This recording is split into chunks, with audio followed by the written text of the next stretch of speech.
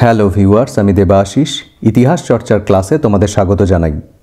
আলাউদ্দিন খলজি সংক্রান্ত যে video lecture series আমি শুরু করেছিলাম তাতে ইতিমধ্যেই আমরা দেখেছি আলাউদ্দিনের ক্ষমতায় উত্থান, কিভাবে তিনি অতি সাফল্যের সঙ্গে মঙ্গল আক্রমণ প্রতিরোধ করলেন, উত্তর এবং দক্ষিণ ভারতে কিভাবে তিনি সাম্রাজ্য বিস্তার করলেন এবং তার কিছু অভিনব প্রশাসনিক সংস্কার। এই আলোচনাগুলি এখনও যদি তোমাদের দেখা না হয়ে থাকে তাহলে আমার চ্যানেলের প্লেলিস্টে তোমরা এই প্রত্যেকটি ভিডিও পরপর পেয়ে যাবে। এছাড়াও এই ভিডিওর ডেসক্রিপশন বক্সেও এগুলির লিঙ্ক দেওয়া থাকবে। আজকে আমরা জানব আলাউদ্দিনের অর্থনৈতিক সংস্কার সম্পর্কে। বিভিন্ন প্রতিযোগিতামূলক পরীক্ষায় এই অর্থনৈতিক সংস্কার থেকে বেশ কিছু গুরুত্বপূর্ণ প্রশ্ন আসতে কিন্তু দেখা গেছে। তাছাড়াও আলাউদ্দিন খলজি সম্পর্কে আমাদের জানা অসম্পূর্ণই থেকে যাবে যদি আমরা তার অর্থনৈতিক সংস্কার সম্পর্কে না জানতে পারি। আলাউদ্দিনের অর্থনৈতিক সংস্কারের প্রধানত দুটি দিক ছিল।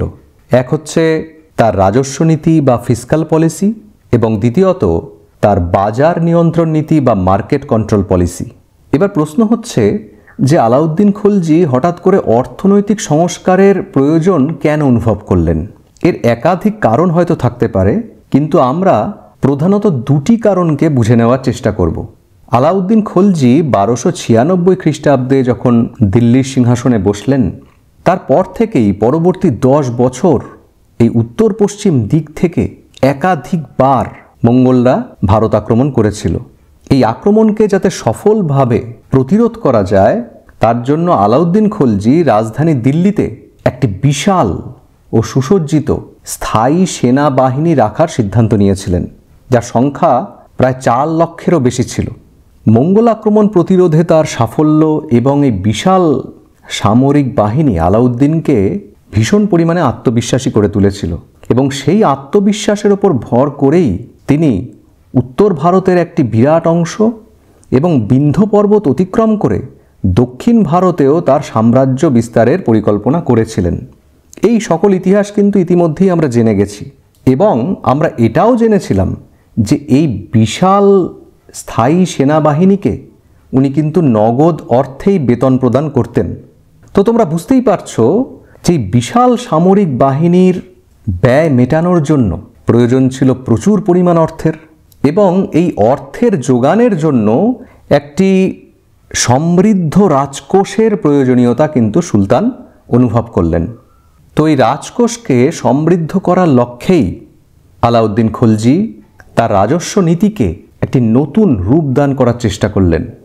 আলাউদ্দিন খলজি খুব ভালোভাবেই জানতেন যে কৃষি প্রধান ভারতবর্ষে রাজকোষের আয়ের প্রধান উৎস ছিল ভূমি রাজস্ব বা খারাজ।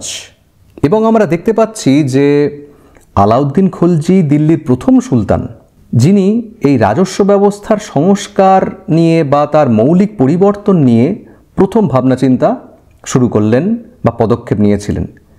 ওনার আগে যে সমস্ত সুলতানরা দিল্লির সিংহাসনে বসেছিলেন তারা কিন্তু এই রাজস্ব ব্যবস্থার খুব একটা পরিবর্তন সাধন করেননি বা তার কোনো ধরনের উদ্যোগ গ্রহণ করেননি। তারা মোটামুটি গতানুগতিক যে ব্যবস্থা সেই ব্যবস্থাকেই মোটামুটি অনুসরণ করে চলছিলেন। তো রাজস্ব নীতির সংস্কারের লক্ষ্যে আলাউদ্দিন খলজি সিংহাসনে বসার কয়েক বছরের মধ্যেই মোটামুটি বোঝার চেষ্টা করলেন যে ওনার সাম্রাজ্যের কৃষিযোগ্য জমিগুলি ঠিক কী অবস্থায় আছে।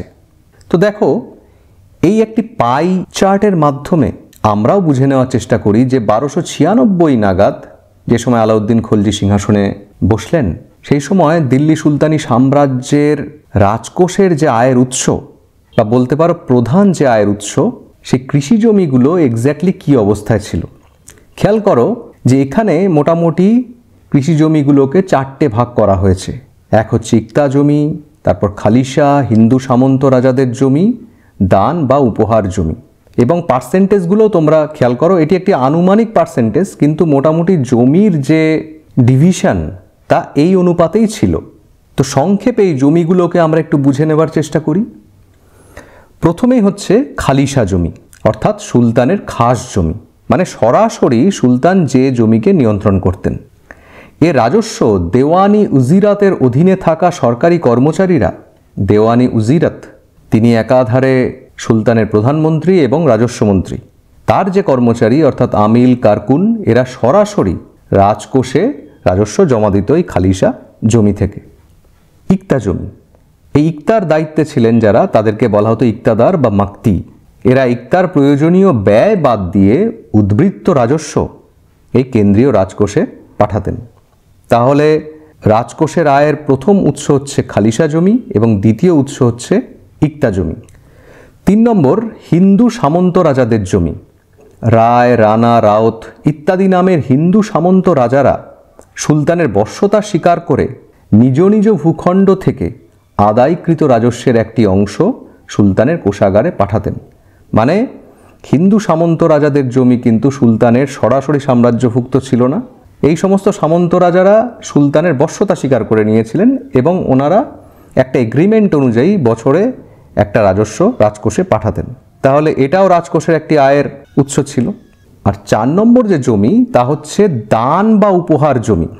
বহু সরকারি কর্মী, অভিজাত, জ্ঞানী বা ধার্মিক ব্যক্তিগণ নিষ্কর জমি দান বা উপহার হিসেবে ভোগ দখল করতেন। সুলতানি যুগের শুরু থেকেই আমরা দেখেছি সুলতানরা যখন সিংহাসনে অধিষ্ঠিত হতেন তারা এই ধরনের জমি কিন্তু বিলিবণ্টন করতেন। এই ধরনের জমিকে বলা হতো মিল্ক, ইনাম, ওয়াকাফ জমি। এগুলো ছিল সম্পূর্ণ নিষ্কর, মানে এখান থেকে কোনো কর আদায় করা হতো না। অর্থাৎ এই যে জমি আমি এখানে দেখিয়েছি 5% যে জমি, এখান থেকে রাজকোষের কিন্তু কোনো আয় হতো না। তো আলাউদ্দিন খলজি যখন সিংহাসনে বসছেন উনি মোটামুটি দেখলেন যে ওনার রাজকোষের আয়ের যে প্রধান উৎস তার এই ধরনের একটা সিনারিও তৈরি হয়ে আছে। তো এবার এখানে উনি কী ধরনের পরিবর্তন আনলেন প্রথম আমরা সেটা বোঝার চেষ্টা করি। প্রথম দেখি দান বা উপহার জমির ক্ষেত্রে উনি কী ব্যবস্থা করলেন। আমরা ইতিপূর্বেই আলাউদ্দিন খলজির সংস্কারের ওপর যে ভিডিও লেকচারটি দেখেছিলাম সেখান থেকেই জেনেছিলাম যে আলাউদ্দিন এই দান বা উপহার জমির ব্যাপারে কী সিদ্ধান্ত নিয়েছিলেন। তবু আমি আর একবার বিষয়টি বলছি। আলাউদ্দিন খলজি যখন নিজের সিংহাসন আরোহণ করলেন তখন উনিও প্রচুর পরিমাণে জমি এই দান বা উপহার হিসেবে কিন্তু বন্টন করেছিলেন। এর একমাত্র উদ্দেশ্য ছিল জনগণের অন্ধ আনুগত্য লাভ। কিন্তু যখন উনি বুঝলেন যে ওনার পায়ের তলার জমি এখন শক্ত, তখনই উনি ওনার সিদ্ধান্ত থেকে সরে এলেন এবং যেটা উনি করলেন যে কিছু অভিজাত বা খুব ঘনিষ্ঠ কিছু পরিবার বাদ দিয়ে বাকি সমস্ত দান বা উপহার জমি উনি সরাসরি খালিসা জমিতে পরিণত করলেন। এর ফলে এই পাই চার্টের কিন্তু পার্সেন্টেজের একটা পরিবর্তন তোমরা এবার লক্ষ্য করবে। খেয়াল করে দেখো, এখানে আমরা দেখছি যে অ্যাকচুয়ালি উনি যখন ক্ষমতায় বসছেন তখন দান বা উপহার জমি ছিল 5% আর খালিসা জমি ছিল 24%।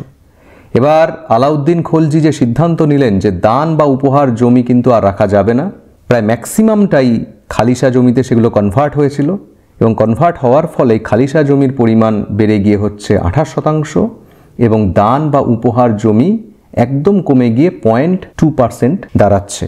নেক্সট এবার দেখব যে ইক্তা জমির ক্ষেত্রে উনি কী সিদ্ধান্ত নিলেন বা ইক্তাগুলোর ক্ষেত্রে কী সিদ্ধান্ত নিলেন। তার আগে একটু বুঝে নেওয়ার চেষ্টা করি যে ইক্তা ব্যাপারটা কী। তোমরা নিশ্চয়ই জানো যে দিল্লিতে যখন সুলতানি শাসন শুরু হয়েছিল, বিশেষ করে ইলতুৎমিশের সময় থেকে সুলতানি প্রশাসনে এই ইক্তা ব্যবস্থা কিন্তু চালু করা হয়েছিল। আসলে সুলতানরা আমির এবং মালিক এই সমস্ত অভিজাতদের এবং সেনাপতিদের সাম্রাজ্যের বিভিন্ন অংশ ছোট ছোট খণ্ডে ভাগ করে তার দায়িত্ব দিয়ে দিতেন। ধরো এই যে কালো কালো ডটগুলো তোমরা দেখতে পাচ্ছ, মুলতান, লাহোর বা এই যে বিভিন্ন ডট, এগুলো ধরো একটা অংশ, এই একটা অংশকেই বলা হচ্ছে ইক্তা। এবার যিনি এই ইক্তার দায়িত্ব পান না কেন তাকে এখানকার প্রশাসন সামলানো, এখান থেকে রাজস্ব আদায় করা এবং তাকে সেনা ও ঘোড়াও রাখতে হতো। এবার সেনা ঘোড়ার খরচ, এখানকার প্রশাসনের খরচ, এই সমস্ত মিটিয়ে তারপর বাকি যে উদ্বৃত্ত অর্থ তা দিল্লিতে পাঠাতে হতো। এই ছিল নিয়ম। কিন্তু দেখা যেত যে অধিকাংশ ক্ষেত্রেই এই যে ইক্তাদাররা বা মাক্তিরা তারা এমনভাবে হিসেবে কারচুপি করতেন যে এখান থেকে প্রায় উদ্বৃত্ত অর্থ দিল্লিতে আসতই না বলা যেতে পারে। তো আলাউদ্দিন এখানে দুটো সিদ্ধান্ত নিয়েছিলেন। প্রথম যে সিদ্ধান্ত তা হচ্ছে দিল্লির খুব কাছাকাছি অঞ্চলের যে সমস্ত ইক্তাগুলো ছিল বা যেগুলোকে ইক্তা হিসেবে বিলিবণ্টন করা হয়েছিল সেগুলোকে তিনি খালিশা জমিতে পরিণত করলেন। মানে উনি চাইছেন যে খালিশা জমির পরিমাণ ক্রমশ বাড়িয়ে নিতে, আর দূরবর্তী ইক্তার যাতে হিসাব সঠিকভাবে পাওয়া যায় এবং সেখান থেকেও যে পরিমাণ রাজস্ব রাজকোষে আসা উচিত সেটা এনশিওর করার জন্য উনি সঠিক কর্মচারী নিয়োগ করলেন এবং খুব কঠোরতার সঙ্গে এই বিষয়টিকে দেখার চেষ্টা করলেন। তাহলে এই যে নিকটবর্তী অঞ্চলের ইক্তাগুলোকে উনি খালিশাতে কনভার্ট করলেন, এর ফলে খুব স্বাভাবিক তোমরা বুঝতেই পারছো যে এই যে পাই চার্টটি আমরা দেখতে পাচ্ছি তার পার্সেন্টেজের কিন্তু একটা পরিবর্তন এবার হবে।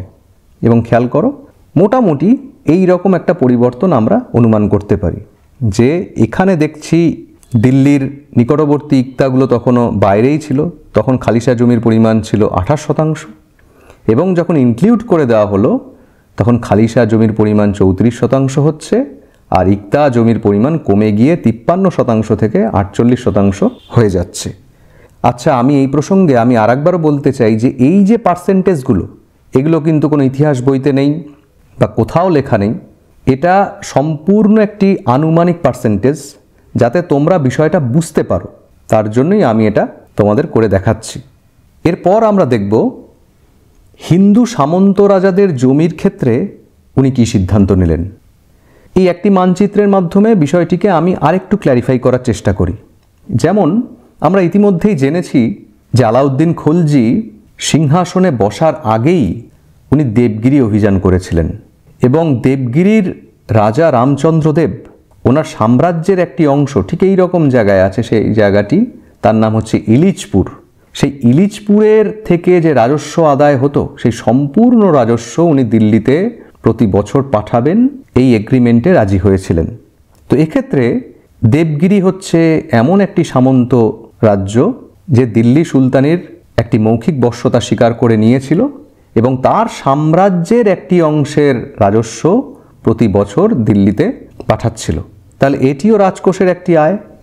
তো আলাউদ্দিন খলজির সময় যেটা লক্ষণীয় তা হচ্ছে যে এই ধরনের কোনো সামন্ত রাজ্য যদি কোনো রকম চুক্তি তারা ভঙ্গ না করত, তাহলে সেক্ষেত্রে সুলতান কিন্তু সেই সমস্ত রাজ্যের ইন্টারনাল ব্যাপারে কোনো হস্তক্ষেপ করতেন না।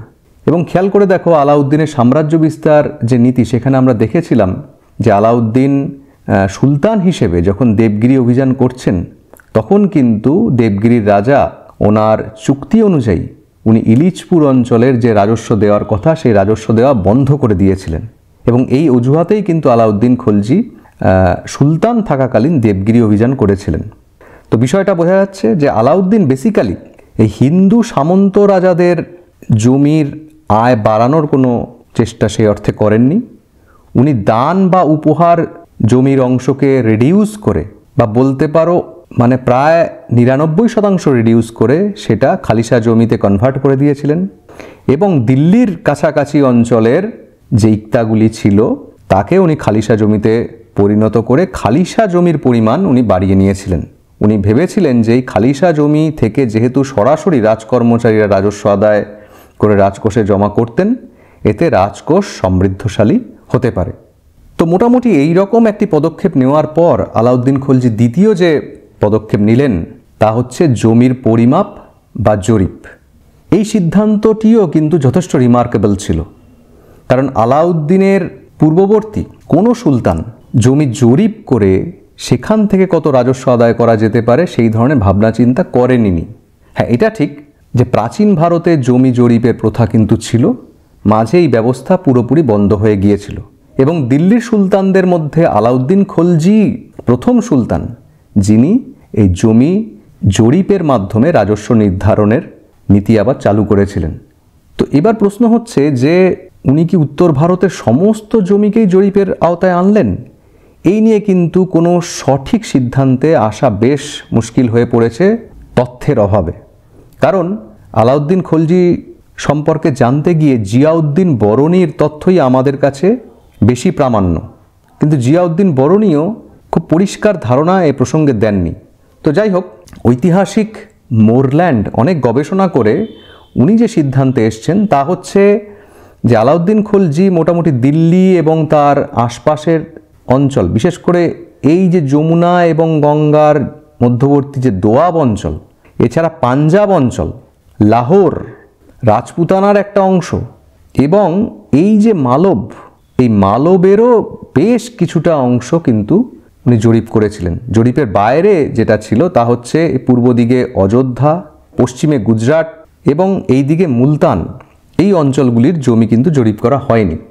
জিয়াউদ্দিন বরনি বললেন যে আলাউদ্দিনের সময় জমি জরিপের যে এককটি ছিল তা হচ্ছে বিশওয়া। মানে নিশ্চয়ই তোমরা বুঝতে পারছো একক বলতে আমি কি বোঝাতে চাইছি, কোন স্কেল। আমরা তো অনেক ধরনের মাপের ইউনিট বা একক ব্যবহার করি, গজ, ফুট ইত্যাদি ইত্যাদি। তো এখানে জিয়াউদ্দিন বরনি উল্লেখ করলেন বিশওয়া। বিশওয়া ব্যাপারটা কি? বিশওয়া হচ্ছে এক বিশওয়া সমান সমান 1350 স্কোয়ার ফিট, অর্থাৎ আমাদের রাজ্য পশ্চিমবঙ্গের প্রায় 2 কাঠা জমির সমান।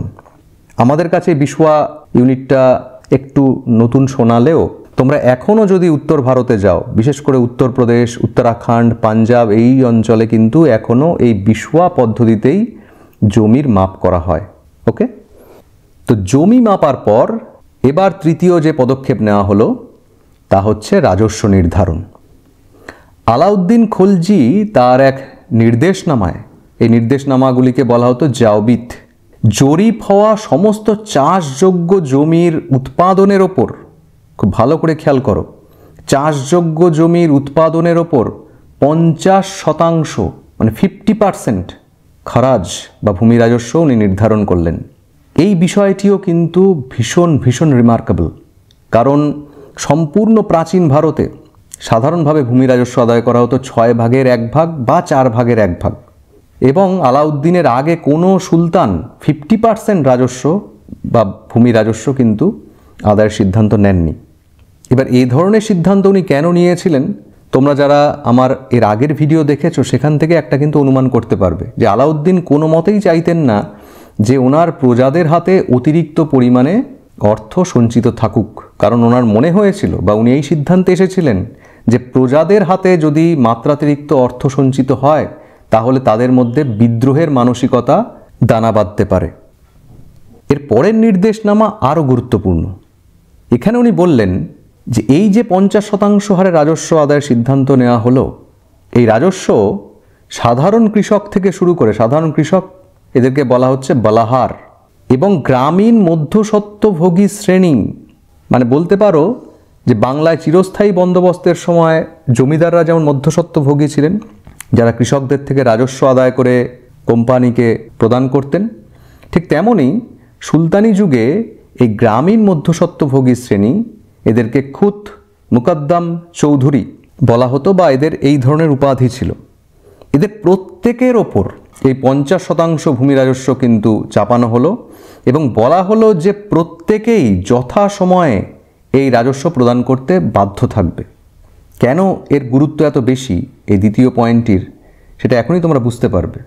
নেক্সট খেয়াল করো, অপর একটি নির্দেশনামায় উনি বললেন যে ভূমি রাজস্ব তো আছেই 50%, এছাড়াও ঘড়ি বা গৃহকর, চড়াই বা পশুচারণ কর, করহি বা বিশেষ বাণিজ্য কর, জিজিয়া সম্পর্কে তো তোমরা জানোই, এই সমস্ত কর সকলের ওপর সমান হারে আরোপ করা হচ্ছে, সকলের ওপর। তার মানে বলাহার এবং গ্রামীণ মধ্যস্বত্বভোগী শ্রেণী প্রত্যেকের ওপর, প্রত্যেক প্রজার ওপর। মানে আলাউদ্দিনের উদ্দেশ্য হচ্ছে যে যতটা সম্ভব রাজস্ব আদায় করে উনি রাজকোষকে স্ফীত করবেন। আলাউদ্দিনের এই রাজস্ব নীতি গ্রামীণ হিন্দু মধ্যস্বত্বভোগী শ্রেণীর দুরবস্থাকে কিন্তু বাড়িয়ে তুলেছিল। কারা এই হিন্দু মধ্যস্বত্বভোগী শ্রেণী? ইতিমধ্যেই আমরা জানলাম তারা হচ্ছে খুত, মুকদ্দম, চৌধুরী। এরা ছিল দীর্ঘদিনের মধ্যস্বত্বভোগী গোষ্ঠী, যারা গ্রাম বা গ্রাম সমষ্টির রাজস্ব সংগ্রহ করে তা চুক্তিমতো রাজকোষে জমা দেওয়ার ব্যবস্থা করত। এখানে এই টেবিলটা দেখলে আমরা গ্রামীণ যে মধ্যস্বত্বভোগী শ্রেণী তাদের একটা সোশ্যাল স্ট্রাকচার বুঝতে পারবো, যে সামাজিকভাবে তারা ঠিক কোন জায়গায় বিলং করত। একদম নিচে খেয়াল করো সাধারণ চাষি বা বলাহার, আর উপরে হচ্ছে রাজকোষ। মানে আমি এটা কিন্তু রাজস্বের নিরিখে দেখিয়েছি যে বলাহারের কাছ থেকে রাজকোষে রাজস্ব যাবে। এই রাজস্ব আদায়ের দায়িত্ব তা খালিসা জমিই হোক বা ইক্তা জমিই হোক, যে কোনো জমি থেকেই সাধারণ চাষি বা বলাহারদের থেকে রাজস্ব আদায়ের দায়িত্ব ছিল এই খুত মুকদ্দম চৌধুরী নামের মধ্যস্বত্ব ভোগী শ্রেণীর ওপর। খালিসা জমিতে যেটা হতো, এরা রাজস্ব আদায় করে সরকারি যারা রাজস্ব সংগ্রাহক তাদের হাতে দিয়ে দিত এবং সেখান থেকে সরাসরি রাজকোষে চলে যেত। আর ইক্তা অঞ্চলের জমিতে এরা রাজস্ব আদায় করে ইক্তাদারদের হাতে দিত, ইক্তাদাররা তারপর ইক্তার খরচ ইত্যাদি সব মিটিয়ে তারপর অতিরিক্ত কিছু থাকলে সেটা রাজকোষে তারা পাঠাতেন। এই ছিল মোটামুটি সিস্টেম। কিন্তু এই গ্রামীণ যে মধ্যস্বত্বভোগী শ্রেণী, এরা অ্যাকচুয়ালি যেটা করতেন যে এরা হয়ে উঠেছিলেন ভীষণ রকমের করাপ্টেড, দুর্নীতিপরায়ণ। এরা নিজেদের যে প্রদেয় রাজস্ব কখনোই তারা প্রদান করতেন না এবং সাধারণ চাষির থেকে যে রাজস্ব নেওয়া উচিত তার থেকে অধিক পরিমাণে রাজস্ব নিয়ে তারা কিন্তু আত্মসাৎ করতেন। করে এরা প্রচণ্ড পরিমাণে ক্ষমতাশালী এবং প্রভাবশালী হয়ে উঠেছিলেন নিজের নিজের এলাকায়। আলাউদ্দিন খলজি কিন্তু এই পুরো বিষয়টি উনি জানতেন এবং ওনার একটি বক্তব্যের মধ্যে এই মধ্যস্বত্বভোগী শ্রেণী সম্পর্কে ওনার ধারণা পরিষ্কার হয়ে ওঠে। আলাউদ্দিন খলজি বেয়ানার কাজী মুঘিজউদ্দিনকে বলেছিলেন যে খুদ মুকদ্দম প্রমুখ মহার্ঘ পোশাক পরেন, ঘোড়ায় চড়েন, শখের শিকার খেলায় অর্থ ব্যয় করেন, কিন্তু নিজেদের জমি থেকে এরা খরাজ, জিজিয়া, ঘড়ি, চড়াই ইত্যাদি খাতে এক জিতলও রাজকোষে প্রদান করেন না। অথচ এরা সরকার কর্তৃক নির্দিষ্ট জমি থেকে যথারীতি অনেক ক্ষেত্রে বেশি খুঁতি আদায় করেন। এরা যে রাজস্ব আদায় করতেন একে বলা হতো খুঁতি, এবং নিজেদের ভোগে লাগান। যে কথাগুলি আমি ইতিমধ্যেই বললাম যে যতটা কৃষকের থেকে নেওয়া উচিত তার থেকেও বেশি পরিমাণে নিয়ে নিজেরা আত্মসাৎ করতেন। ফলে সাধারণ চাষি শোষিত হয় কিন্তু সরকার উপকৃত হয় না। তাহলে আলাউদ্দিন খুব আক্ষেপের সঙ্গে কিন্তু এই কথাগুলো বলছেন। ফলে বুঝতেই পারছো যে আলাউদ্দিন এদের কর্মকাণ্ড সম্পর্কে সম্পূর্ণ সচেতন ও ওয়াকিবহাল ছিলেন এবং ওনার মতন একজন শাসকের পক্ষে এদের এই ধরনের কর্মকাণ্ডকে দীর্ঘদিন মেনে নেওয়া যে সম্ভব নয় এটাই স্বাভাবিক। এবং এই কারণেই আলাউদ্দিন খলজি যেটা করলেন যে সাধারণ কৃষকের ওপর যেমন উনি 50% হারে ভূমি রাজস্ব এবং অন্যান্য রাজস্ব আরোপ করলেন এবং বললেন যে যথাসময়ে প্রদান করতে হবে, ঠিক একই হারে রাজস্ব এই খুত মুকদ্দম চৌধুরীদেরও কিন্তু প্রদান করতে হবে, এই নির্দেশ উনি জারি করলেন। এবং কোনোভাবেই যাতে খুত মুকদ্দম চৌধুরীরা পরবর্তীতে করে ফাঁকি, কারচুপি বা কোনো রকম বেনিয়ম করতে না পারেন, তার জন্য আলাউদ্দিন খলজি যেটা করলেন যে উনি নতুন কিছু সরকারি কর্মচারী নিয়োগ করলেন। খেয়াল করে দেখো, আমরা দেখতে পাচ্ছি যে মুহসিল বা রাজস্ব নির্ধারক, আমিল, কর সংগ্রাহক, গোমস্তা, প্রতিনিধি, মুতাসরিফ, হিসাব পরীক্ষক, দফতরি, অফিস কর্মী, নভিজ দাস, করণিক, এই সমস্ত কর্মচারী, কিছু কিছু কর্মচারী আগেও ছিলেন কিন্তু উনি বেশ কিছু নতুন কর্মচারীকে ইন্ট্রোডিউস করলেন সরকারি কর সংগ্রাহকদের মধ্যে, যাদের কাজ হবে যে খুত মুকদ্দম চৌধুরীদের থেকে সমস্ত হিসাব ঠিক মতন বুঝে নেওয়া, যে সাধারণ চাষিদের কাছ থেকে তারা কি পরিমাণ রাজস্ব, সঠিক পরিমাণ রাজস্ব নিয়েছেন কিনা এবং ওনাদের যে প্রদেয় রাজস্ব সেটাও ওনারা ঠিক মতন প্রদান করছেন কিনা। এই সরকারি কর্মচারীদের উপরে বা এদের নজরদারির জন্য একটি পৃথক দপ্তর আলাউদ্দিন খলজি প্রতিষ্ঠা করলেন। এই দপ্তরের নাম হচ্ছে দেওয়ান-ই মুস্তাকরাজ। এই দেওয়ান-ই মুস্তাকরাজের দায়িত্ব দেওয়া হলো নায়েব উজির শরাফ কৈনিকে। এই ধরনের নতুন ও কঠোর ব্যবস্থা আলাউদ্দিন কর্তৃক গ্রহণ করার ফলে খুত মুকদ্দম চৌধুরীদের কোনো রকম বেনিয়মের সুযোগ কিন্তু আর রইল না। জিয়াউদ্দিন বরনী এ প্রসঙ্গে লিখলেন যে রাজস্ব সংস্কার হিন্দুদের কপর্দক শূন্য করে ছেড়ে দেয়। অর্থাভাবের দরুন খুত মুকদ্দমের পত্নীরা মুসলমানের ঘরে দাসী বৃত্তি গ্রহণ করতে বাধ্য হয়। হয়তো জিয়াউদ্দিন বরনীর এই লেখার মধ্যে কিছু অতিশয়োক্তি আছে বা হিন্দুদের প্রতি ওনার এই বক্তব্যের মধ্যে পক্ষপাতিত্ব আছে।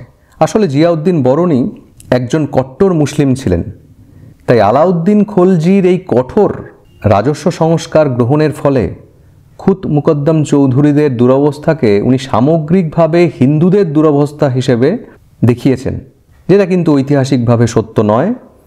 আসলে আলাউদ্দিন খলজির এই কঠোর রাজস্ব নীতি হিন্দু মুসলিম নির্বিশেষে সমস্ত প্রজার ওপরই কিন্তু সমানভাবে পড়েছিল। এবার খুত মুকদ্দম চৌধুরীদের হঠাৎ করে দুরবস্থা বৃদ্ধি পাওয়ার একটাই কারণ ছিল যে দীর্ঘদিন ধরে প্রাচীন আমল থেকেই গ্রামাঞ্চলের কৃষকদের কাছ থেকে ভূমি রাজস্ব আদায়ের যে দায়িত্ব বংশ পরম্পরায় এই খুত মুকদ্দম চৌধুরীরাই পালন করে আসছিলেন এবং তারা ছিলেন হিন্দু। এবার এখানে যদি মুসলিমরা থাকতেন, আলাউদ্দিন খলজি কিন্তু একই ধরনের ব্যবস্থা প্রায় তাদের ওপরও গ্রহণ করতেন। যেহেতু তারা হিন্দু, তাই হঠাৎ করে এই ব্যবস্থা গ্রহণ করার ফলে তাদের দুরবস্থা বা দুর্দশা বেশি হয়েছিল, যেটাকেই জিয়াউদ্দিন বরনী একপেশেভাবে হিন্দুদের দুরবস্থা হিসেবে দেখিয়েছেন। এবার এখানে দাঁড়িয়ে তোমাদের একটা জিনিস হয়তো মনে হতে পারে যে এই খুত মুকদ্দম চৌধুরীরা যদি কোনোভাবে প্রভাব খাটিয়ে এই যে সরকারি কর্মচারীরা মাঝখানে আছেন তাদের সাথে একটা সেটেল করে ফেলে, তাহলেও তো সিস্টেমকে এরা করাপ্ট করে ফেলতে পারে। সেই সুযোগও কিন্তু ছিল না। এই যে শরাফ কৈনিকে তোমরা দেখতে পাচ্ছ, নায়েব উজির, উনি এতটাই কঠোর ছিলেন এবং এত পুঙ্খানুপুঙ্খভাবে উনি বিভিন্ন বিষয়গুলোকে দেখতেন যে ওনার চোখে ফাঁকি দেওয়া কিন্তু অতটা সহজ ছিল না। আর যদি কোনো অনিয়ম বা বেনিয়ম ধরা পড়ত, তাহলে এই যে মুহসিল, আমিল, গোমস্তা, মুতাসরিফ, দফতরি, নভিজদাস, এদেরও কিন্তু রেয়াত করা হতো না। কী ধরনের শাস্তি হতো? হয় এদেরকে আজীবন বন্দি করে রাখা হতো বা শিকলে বেঁধে রাখা হতো, শিকলে বেঁধে বেত্রাঘাত করা হতো এবং নানা রকম কঠোর শাস্তি এদেরও কিন্তু কপালে জুটত।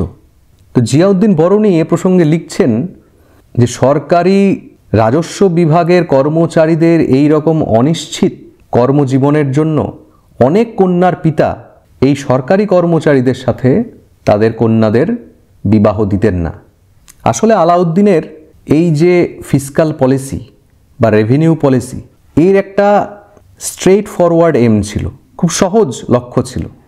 তা হচ্ছে উৎপাদনশীল যে জমি, সেই জমিকে ম্যাক্সিমাইজ করে যতটা পরিমাণে বাড়িয়ে নেওয়া যায় এবং সেখান থেকে যত পরিমাণে ম্যাক্সিমাম রাজস্ব রাজকোষে নিয়ে আসা যায়। এবং সেক্ষেত্রে যদি কোনো রকম মধ্যস্বত্বভোগীরা কোনো সমস্যা তৈরি করে, সেটাকে উনি কোনোভাবেই বরদাস্ত করবেন না। আবার অন্যদিকেও সাধারণ চাষির যাতে জীবনযাপনে বা সাধারণ জীবনযাপনে কোনো অসুবিধা না হয়, সেটাকেও কিন্তু উনি কনসিডার করলেন। এখানে একটি নির্দেশে আলাউদ্দিন খলজি বললেন যে রাজস্ব এমনভাবে আদায় করতে হবে যাতে কৃষকের খাদ্যশস্য, দুধ, দই ইত্যাদির অভাব না হয়, আবার তাদের হাতে যেন অতিরিক্ত সম্পদ সঞ্চিত না হয়। এই যে অতিরিক্ত সম্পদ সঞ্চয়ের ব্যাপার, এটা শুধু কৃষক নয়, এটি আলাউদ্দিন খলজি ওনার অধস্তন কোনো কর্মচারী, কোনো প্রজা, কোনো নাগরিকের হাতেই যাতে অতিরিক্ত সম্পদ সঞ্চিত না হয়, সেই ব্যাপারটা উনি এনশিওর করার চেষ্টা করেছিলেন বিভিন্ন ব্যবস্থা গ্রহণ করে। এবং এই কারণেই দেখো উনি 50% পর্যন্ত ভূমি রাজস্ব ইম্পোজ করার পরেও আরও একাধিক নানান রকমের ট্যাক্স কিন্তু প্রজাদের ওপর আরোপ করলেন। তাহলে এই ছিল মোটামুটি আলাউদ্দিন খলজির ফিসকাল পলিসি বা রাজস্ব নীতি। এইবার আমরা ওনার অর্থনৈতিক সংস্কারের দ্বিতীয় যে দিক, অর্থাৎ বাজার নিয়ন্ত্রণ নীতি, সে সম্পর্কে জানার চেষ্টা করব। তো আলাউদ্দিনের বাজার নিয়ন্ত্রণ নীতি বা মার্কেট কন্ট্রোল পলিসি সম্পর্কে জানতে যে সাহিত্যিক উপাদানগুলি আমাদের বিশেষভাবে সাহায্য করে তা হচ্ছে জিয়াউদ্দিন বরনীর দুটি গ্রন্থ, তারিখ ই ফিরোজ শাহী ও ফুতুহ ই জাহানদারি। এর মধ্যে তারিখ ই ফিরোজ শাহী বিশেষ উল্লেখযোগ্য। এখান থেকে আমরা বিভিন্ন তথ্য পাই।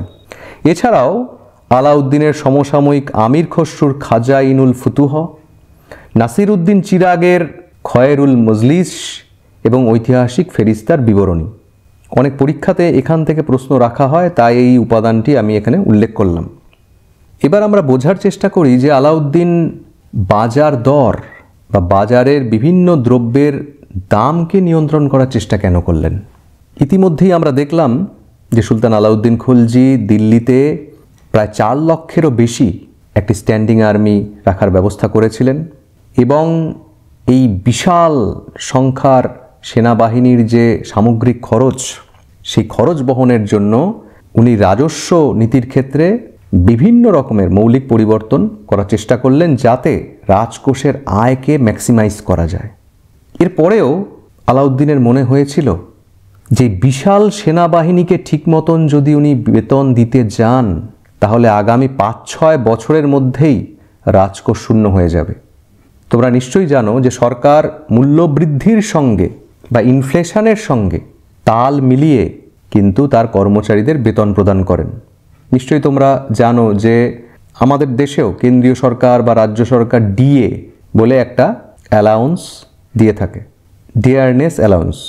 তার মানে জিনিসপত্রের দাম বাড়লে এই যে ভাতাটা, এর বৃদ্ধি ঘটাতে হয়।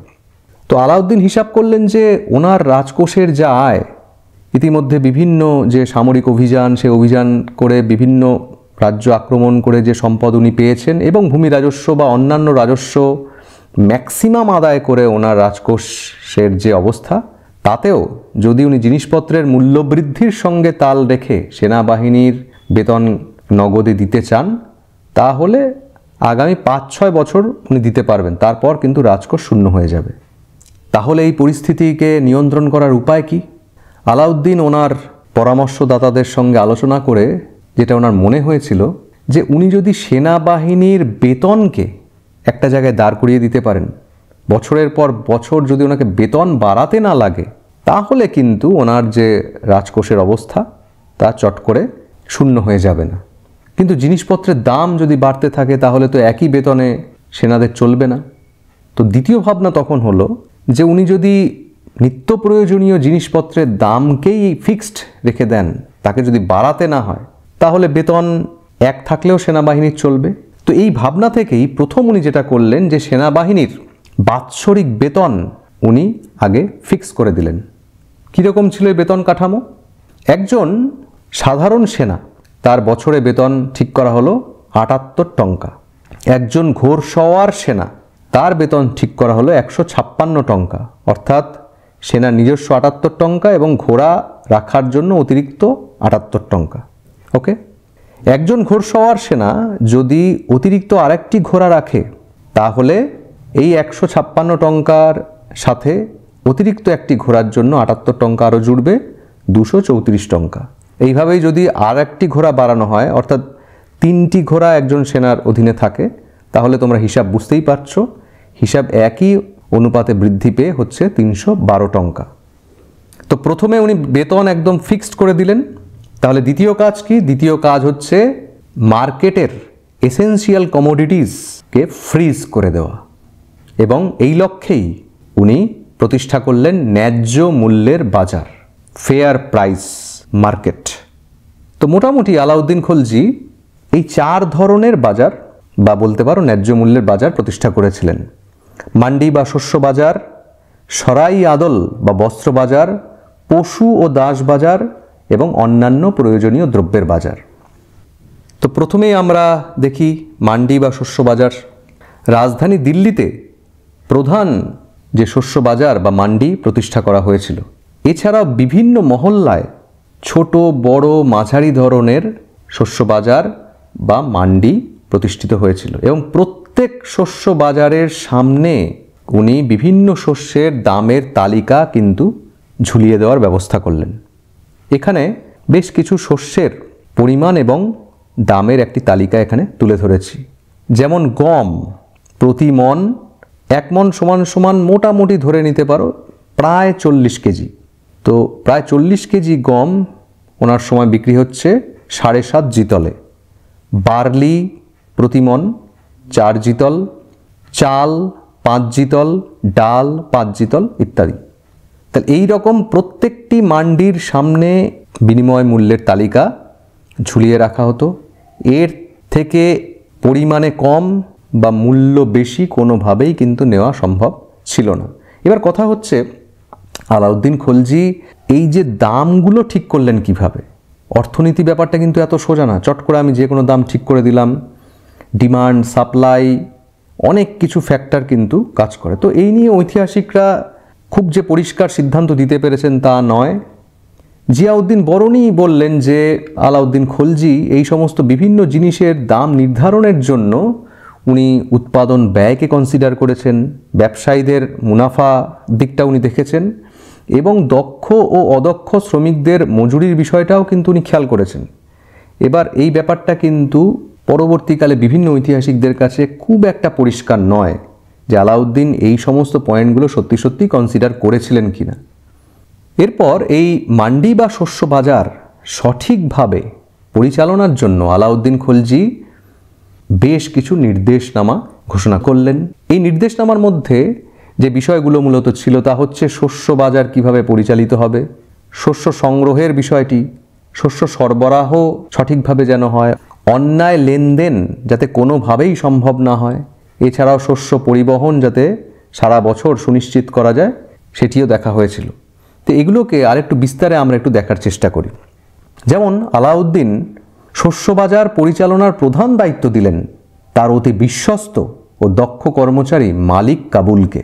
এই সমস্ত জায়গাগুলো তোমরা কিন্তু একটু মাইনিউটলি মনে রাখার চেষ্টা করো। নেক্সট হচ্ছে এই যে মালিক কাবুল, ওনার পদ কি হলো? ওনার পদ হলো শাহানা। ফলে শস্য বাজারের প্রধান নিয়ন্ত্রকের পদকে বলা হতো শাহানা ই মান্ডি। বাজারের আইন শৃঙ্খলা রক্ষা এবং অসৎ ব্যবসায়ীদের নিয়ন্ত্রণে রাখার জন্য শাহানার অধীনে অশ্বারোহী ও পদাতিক সৈন্য রাখা হয়। কারণ দিল্লি এবং তার আশপাশের মহল্লার একাধিক শস্য বাজার বা মান্ডিকে কন্ট্রোল করার জন্য শাহানা যদি একা ঘুরে বেড়ান তা তো সম্ভব না। তো ওনার সাথে কিন্তু পদাতিক সৈন্য এবং অশ্বারোহী সৈন্য নির্দিষ্ট করে দেওয়া হয়েছিল, যার সাহায্য নিয়ে উনি এই সমস্ত মান্ডিগুলোকে ঘুরে ঘুরে দেখতেন যে সেগুলো সঠিকভাবে পরিচালিত হচ্ছে কিনা। আলাউদ্দিন শাহানার মাধ্যমে মান্ডির খবরাখবর নিয়মিত সংগ্রহ করতেন। এছাড়াও বারিদ ও মুনহি নামক গুপ্তচরদের মাধ্যমে পৃথকভাবে মান্ডির খবর সংগ্রহ করতেন। মানে শাহানার কাছ থেকে খবরেই উনি একমাত্র সন্তুষ্ট থাকতেন না, উনি একটি সেকেন্ডারি সোর্সও ব্যবহার করতেন। উনি ওনার নিজস্ব যে গুপ্তচর বারিদ মুনহি তাদের কাছ থেকেও খবর নিতেন যে কি চলছে, এবং উনি ট্যালি করার চেষ্টা করছেন যে শাহানা যে খবর দিচ্ছে একই খবর এদের কাছ থেকে আসছে কিনা, তবেই কিন্তু উনি সন্তুষ্ট হতেন। দোয়াব অঞ্চলের সমগ্র খালিশা জমির খারাজ বা ভূমি রাজস্ব শস্যের মাধ্যমে, এই পয়েন্টটি তোমরা খেয়াল করো, দিল্লির সরকারি গুদামে জমা করার নির্দেশ দেওয়া হয়েছিল। দোয়াব অঞ্চল তার মানে গঙ্গা যমুনার মধ্যবর্তী যে অঞ্চল, সেই অঞ্চলে কৃষকদের বলা হয়েছিল যে তারা যেন তাদের যে ভূমি রাজস্ব তা একমাত্র শস্যের মাধ্যমেই জমা করে এবং তা সরাসরি দিল্লির সরকারি গুদামে জমা হতো। এটি সুবিধা ছিল এই যে এর ফলে দিল্লির প্রতিটি মহল্লায় 2-3টি বাড়ি সুলতানের শস্যে সর্বদা পরিপূর্ণ থাকত। সরকারি গুদামে খাদ্যশস্যের যথেষ্ট মজুদ থাকায় খরা বা দুর্ভিক্ষের পূর্বাভাস পাওয়া মাত্রই রেশনিং ব্যবস্থা অনুযায়ী সমস্ত শ্রেণীর মানুষকে খাদ্যশস্য সরবরাহের ব্যবস্থা করা হতো। এটা কিন্তু খুব খুব গুরুত্বপূর্ণ একটি পয়েন্ট। এটা অবশ্যই তোমরা মনে রাখবে যে আলাউদ্দিন খলজি প্রথম সুলতান যিনি ওনার সময় এই রেশনিং সিস্টেম চালু করেছিলেন। যখন ধরো দিল্লিতে দীর্ঘ খরার ফলে দুর্ভিক্ষের পরিস্থিতি তৈরি হচ্ছে, তখনও তার ওই সেনাবাহিনীর যাতে খাদ্যশস্যের কোনো রকম অভাব না হয় এবং দিল্লির সাধারণ মানুষেরও খাদ্যশস্যের যাতে কোনো রকম অভাব না হয় তা ইনশিওর করা হতো এই রেশনিং সিস্টেমের মাধ্যমে। রেশনিং ব্যবস্থাটা এমনই যে তোমাকে প্রয়োজনের অতিরিক্ত দেওয়া হবে না, যতটা তোমার প্রয়োজন ততটুকুই। তোমার অনেক সাধ্য থাকতে পারে, অভিজাতদের অনেক পয়সা থাকতে পারে, কিন্তু এই বিশেষ পরিস্থিতিতে তারা কিন্তু অতিরিক্ত মাত্রায় শস্য নিতে পারতেন না। তাই আলাউদ্দিনের রাজত্বকালে দিল্লিতে কখনোই দুর্ভিক্ষ হয়নি। শস্য সরবরাহকারী বণিক গোষ্ঠী, বিশেষত ভ্রাম্যমাণ বণিক, এখানে তোমাদের বলে রাখি যে দিল্লিতে শস্য বিক্রয় যারা করতেন সেখানে আমরা 2 রকমের বণিককে দেখতে পাই। এক হচ্ছে ভ্রাম্যমাণ বণিক, যারা দেশের বিভিন্ন প্রান্ত থেকে আসতেন, এসে দিল্লির বাজারে তারা শস্য বিক্রি করতেন। আর কিছু ছিল স্থায়ী দোকানদার। তো উভয়কেই, সে স্থায়ী দোকানদারই হোক বা ভ্রাম্যমাণ বণিকই হোক, তারা যদি দিল্লিতে শস্যের ব্যবসা করতে চান তাহলে প্রথমেই শাহানার দপ্তরে তাদের নাম রেজিস্টার করতে হতো এবং তাদের এই রকম প্রতিশ্রুতি দিতে হতো যে তারা ন্যায্য মূল্যে এবং নিয়মিত শস্য সরবরাহ করবেন। আর নাম রেজিস্টার করার পরেই তারা একমাত্র সুযোগ পেতেন বিভিন্ন গ্রামাঞ্চলে গিয়ে কৃষকদের কাছ থেকে তাদেরকে যে লাইসেন্স দেওয়া হতো সেই লাইসেন্স দেখিয়ে শস্য সংগ্রহ করতে। মানে ব্যাপারটা অতটা ইজি ছিল না। প্রথমেই আগে শাহানার দপ্তরে নাম রেজিস্টার করতে হবে, তাদেরকে প্রতিশ্রুতি দিতে হবে যে তারা ফেয়ার প্রাইসেই শস্য বিক্রি করবেন। এই সমস্ত প্রতিশ্রুতির বিনিময়ে তারা লাইসেন্স পেতেন। সেই লাইসেন্স দেখিয়ে তারপরে গিয়ে কৃষকদের কাছ থেকে, এবং সেখানেও দাম ঠিক করা থাকতো। এমন না যে কৃষক তাকে বেশি দামে শস্য বিক্রি করতে পারবে বা তিনি কম দাম দিয়ে শস্য কৃষকের কাছ থেকে নিয়ে নেবেন, ওরকমও চলতো না। ভ্রাম্যমাণ বণিকদের এছাড়াও বলা হয়েছিল যে তারা তাদের পুরো ফ্যামিলি সহ যমুনার তীরবর্তী যে গ্রামগুলো সেখানে বসবাস করবেন, যে তোমাদের কোথাও যাওয়ার দরকার নেই, তোমরা এখানেই থাকো, এখান থেকে বিজনেস করো, যাতে এদেরকে নিয়ন্ত্রণ করা যায়। দেখা গেল এরা কিছু কারচুপি বেনিয়ম করে বেরিয়ে যাচ্ছে, এবার পরিবার যদি থাকে তাহলে চট করে কিন্তু এরা পালিয়ে যেতে পারবে না। ওকে, আরেকটি নির্দেশনামায় কি বলা হচ্ছে যে সরকারি যে আমলা, মানে সরকারি যে ঊর্ধ্বতন কর্মচারী এবং সাধারণ যে খাজনা বিভাগের কর্মচারী, তারা দেখবে যে কৃষকরা তাদের উদ্বৃত্ত যে শস্য, উদ্বৃত্ত মানে কোন শস্য এটা ভালো করে বোঝার দরকার আছে। মানে কৃষক সরকারকে 50% আগে রাজস্ব প্রদান করছে শস্যের মাধ্যমে।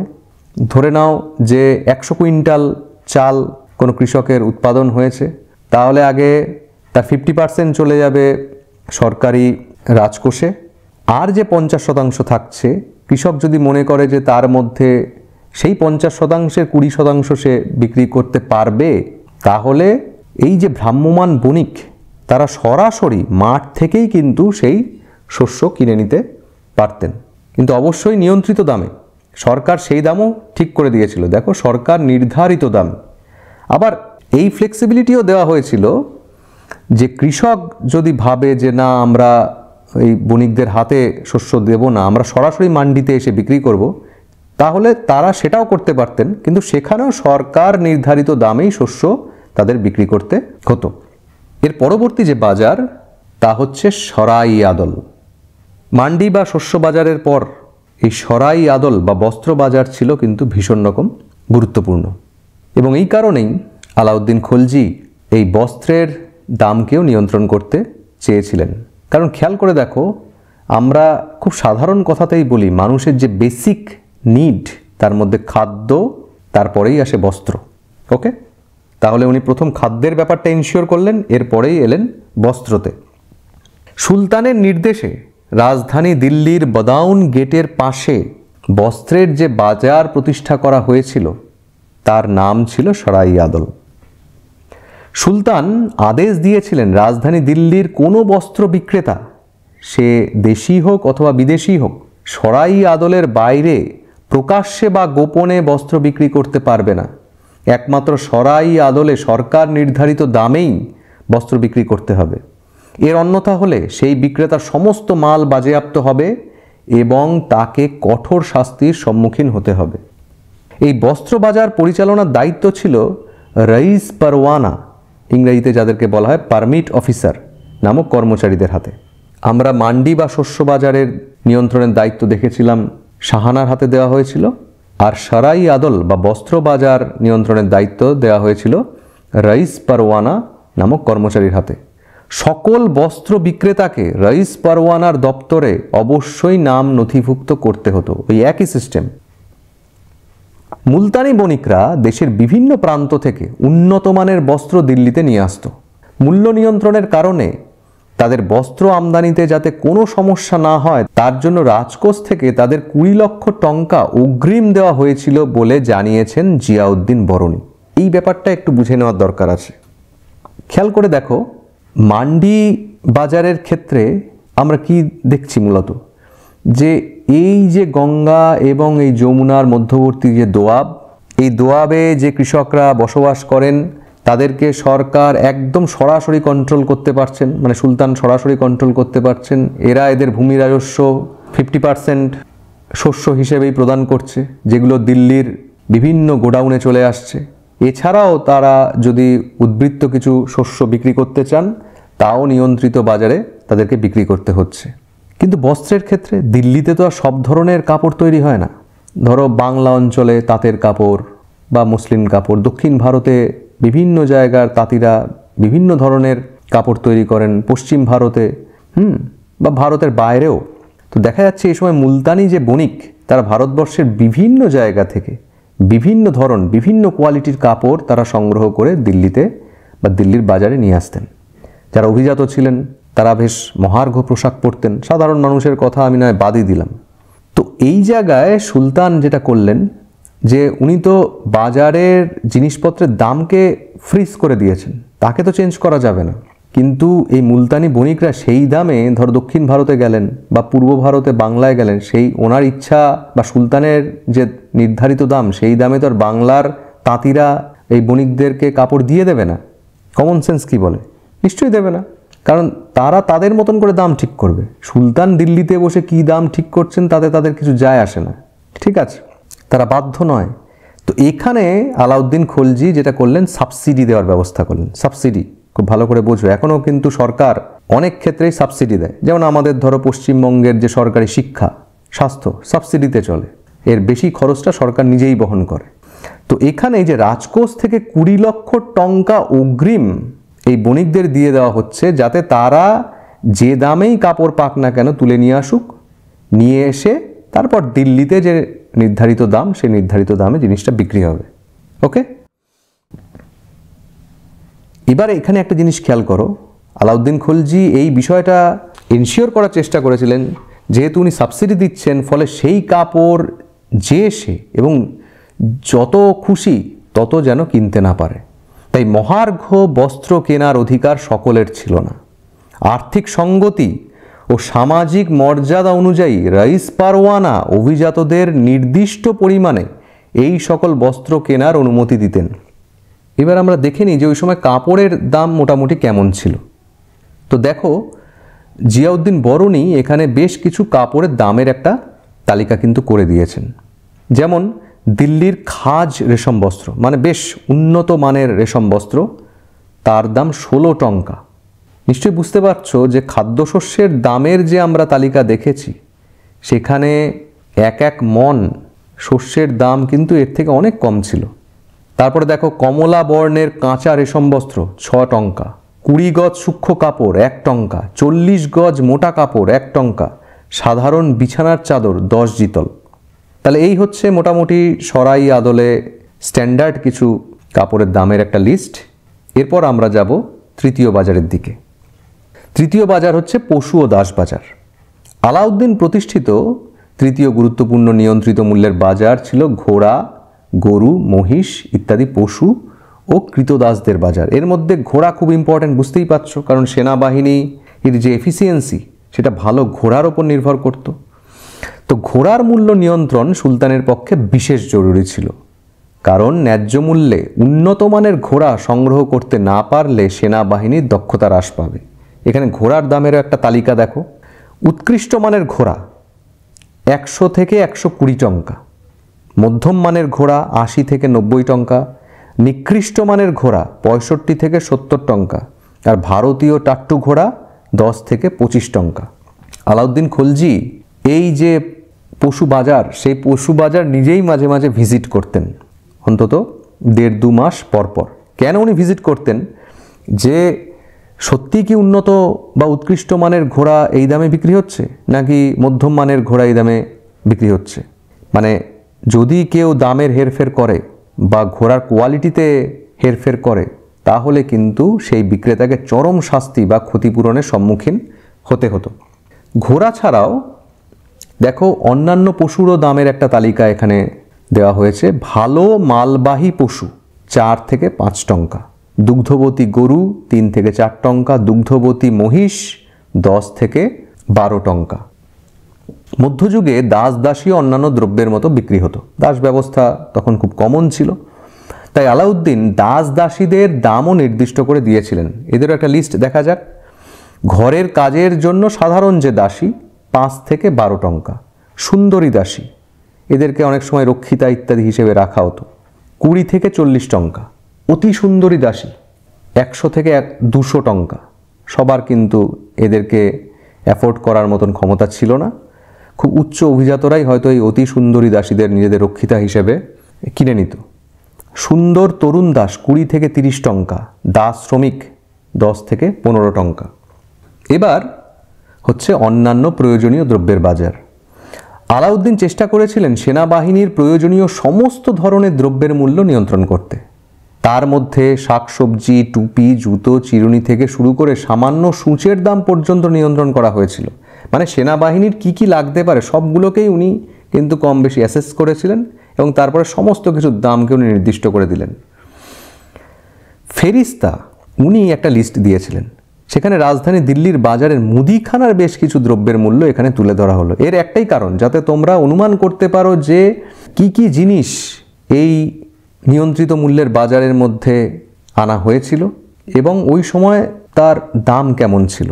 যেমন মিশ্রি 1 সের 2 জিতল, চিনি 1 সের 1 জিতল, গুড় ইত্যাদি, ঘি, লবণ, বাতি জ্বালানোর তেল 3 সের 1 জিতল, পেঁয়াজ ও রসুন 1 সের 1 জিতল ইত্যাদি। তোমরা এই লিস্টটা দেখে নিতে পারো।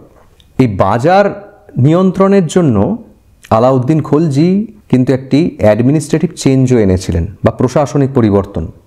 উনি এই সময় একটি পৃথক বাণিজ্য মন্ত্রক নির্মাণ করেছিলেন, যে মন্ত্রকের নাম হচ্ছে দিওয়ান-ই রিয়াসত।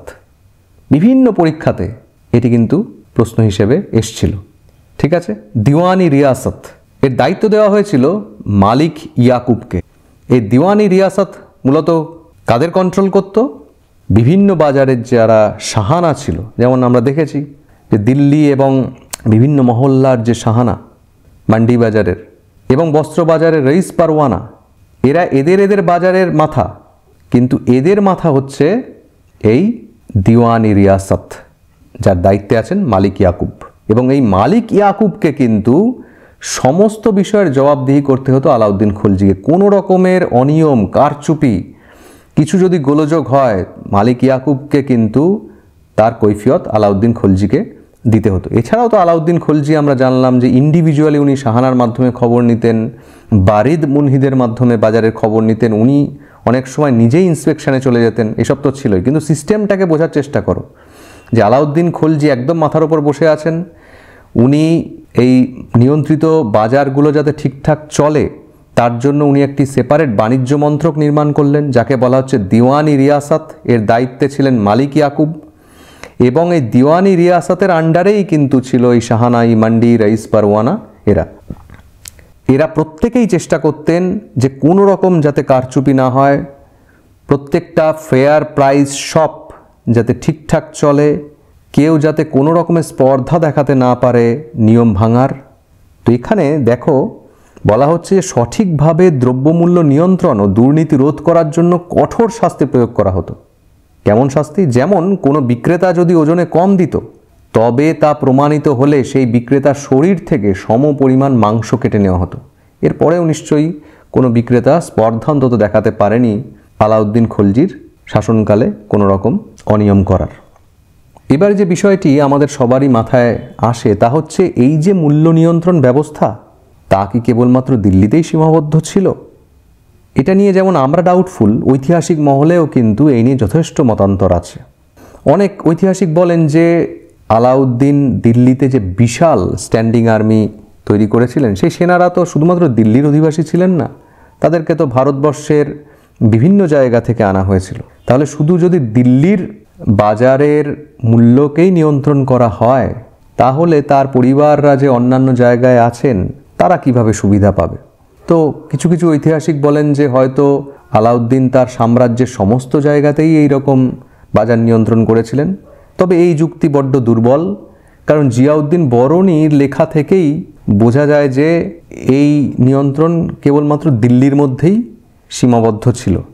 ফলে এখানে শুধুমাত্র সেনারাই সুবিধা পাননি, সেনাবাহিনীর সাথে সাথে সাধারণ যে প্রজা, তারাও কিন্তু নিয়ন্ত্রিত বাজারের থেকে সুলভে এবং নিয়ন্ত্রিত মূল্যে জিনিস কেনার সুবিধা পেয়েছিলেন। তবে স্বৈরাচারী শাসক আলাউদ্দিন খলজি যতদিন জীবিত ছিলেন ততদিনই এই সিস্টেমটা কিন্তু রান করছিল।